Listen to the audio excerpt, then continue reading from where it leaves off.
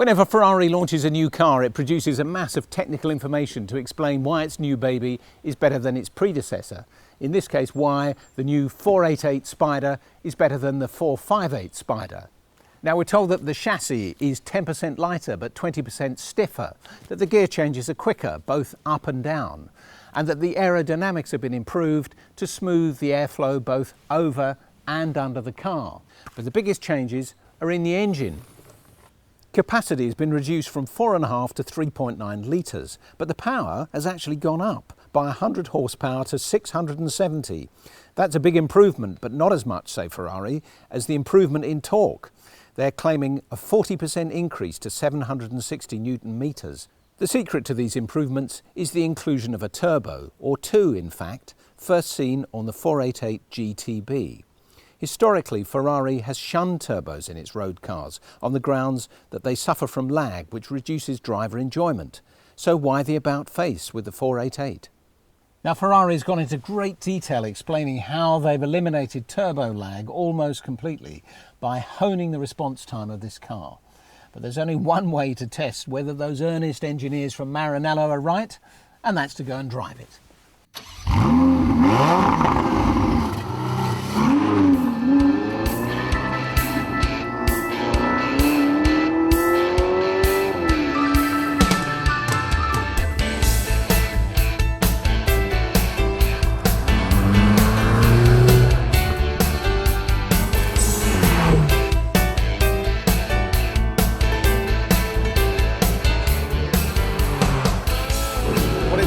Like a turbo, there's no obvious turbo lag.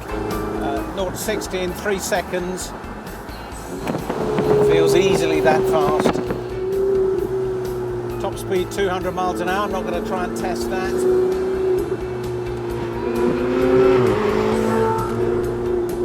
But this car is definitely very smooth. It's quite challenging roads in this part of Italy, but the car is handling them really rather well. It gives you confidence that if it can cope with this, it can probably cope with anything you throw at it.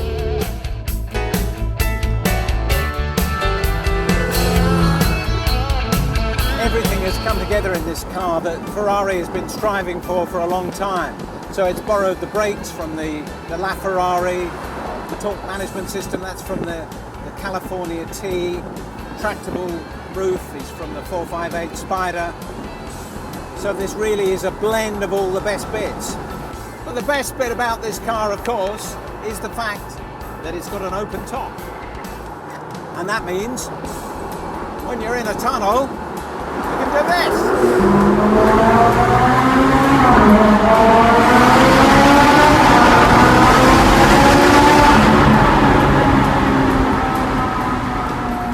Why would you have anything else? Why would you have a coupe?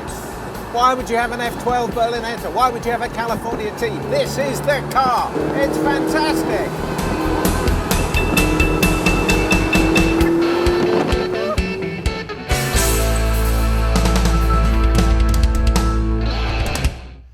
We've been driving the car all day and we have discovered one serious flaw, which is the sat-nav. The sat-nav doesn't know where it's going. It's taken us dozens of miles out of our way. We've resorted to using a plain old atlas. Finally, it's brought us here. We should be on this road on our way to the airport to get back to the UK. Instead, we're at a dead end. Okay, so the hotel is... Okay, no, 10 minutes from here. It's 10 minutes. 10 minutes, no, 80 kilometers. 80 kilometres? 8. 8 kilometres, okay. And No, this man, follow me. you have a motorcycle? And we can follow you? No, Fantastic. this is for his security, no? For his security? With his mates. Okay, and then we have to catch an aeroplane and... Okay, thank you. Okay. So the sat-nav took us into the middle of nowhere. We eventually stopped at a little town called Predapio. The locals were very friendly. They offered to guide us back to our hotel. They seemed to know where it was. 10 minutes up the road, they said. So we're now following a man in a white Audi who's trying to outrun the Ferrari. Only in Italy. These are our Okay. saviours. Without these men, we would have been lost in the middle of Italy, never able to get home again. So, grazie mille. Grazie di Prego, tutto. prego. Ok. Salve.